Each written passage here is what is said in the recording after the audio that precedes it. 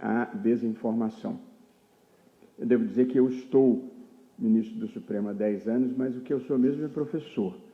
E, portanto, dar aula inaugural é um privilégio e uma honra que a Advocacia Geral da União me proporciona, além do que eu também fui advogado público por muitos anos e, portanto, conheço os prazeres e as dores da advocacia pública. Eu sou professor há mais tempo, talvez, do que a maioria das pessoas aqui do auditório tem de idade, o que me lembra um episódio que ouvi do professor Paulo Bonavides, que se foi recentemente, que era o grande decano do direito constitucional brasileiro, um professor do Ceará, muito espirituoso, e ele já nonagenário, mas ainda com grande vitalidade, estava no balcão de uma companhia aérea, e aí veio, Messias, um desembargador aposentado, já andando com muita dificuldade, e falou: professor Paulo Bonavides, eu fui seu aluno. E o professor Paulo, ainda com muito vigor, falou: ah, não, meu amigo, deve estar havendo algum engano aqui. Eu tenho a mesma sensação quando eu vejo, inclusive na plateia, com muito orgulho para mim, ex-alunos que cruzei ao longo do meu caminho. Eu gostaria de começar a nossa conversa pelo tema inicial do título do nosso curso, que é a democracia. Na verdade, gostaria de falar um pouco sobre democracia, recessão democrática e populismo autoritário, nosso primeiro capítulo. Gostaria de falar como segundo capítulo a revolução digital, a internet e as mídias sociais. E o terceiro capítulo, que é especificamente como fazer a regulação de conteúdo e a moderação de conteúdo sem impactar negativamente a liberdade de expressão, que é o grande desafio nesse momento que se apresenta para todos nós. Começo, portanto, pelo começo com uma parte conceitual, simples, mas importante. A democracia constitucional foi a ideologia vitoriosa do século XX. E nesse conceito se condensam duas ideias que percorreram trajetórias diferentes, mas que se fundiram em algum momento do século XX.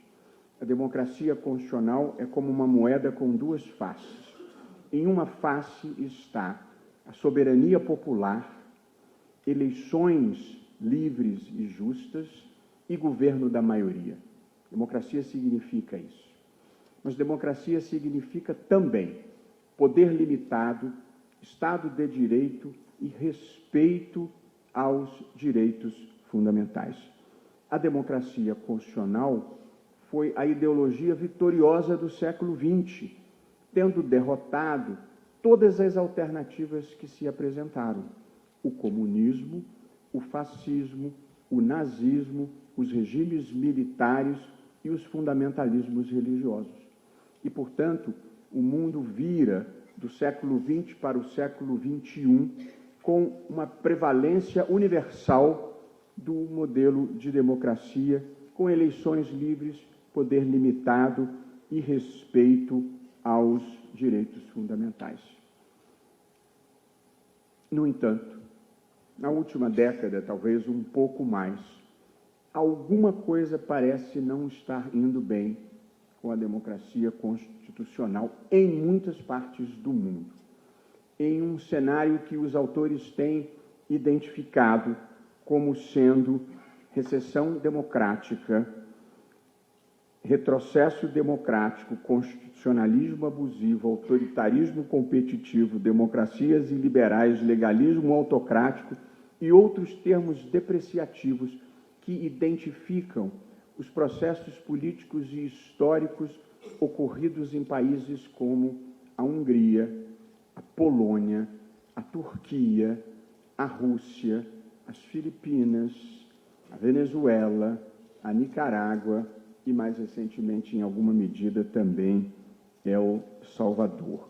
E mesmo as democracias mais consolidadas, como nos Estados Unidos, aconteceu no 6 de janeiro, e como no Reino Unido aconteceu na votação do Brexit, também elas têm sofrido ataques e momentos de descrédito das instituições, para não mencionar, como lembrado pelo Dr. Jorge Messias, os criminosos ataques ocorridos no Brasil em 8 de janeiro passado.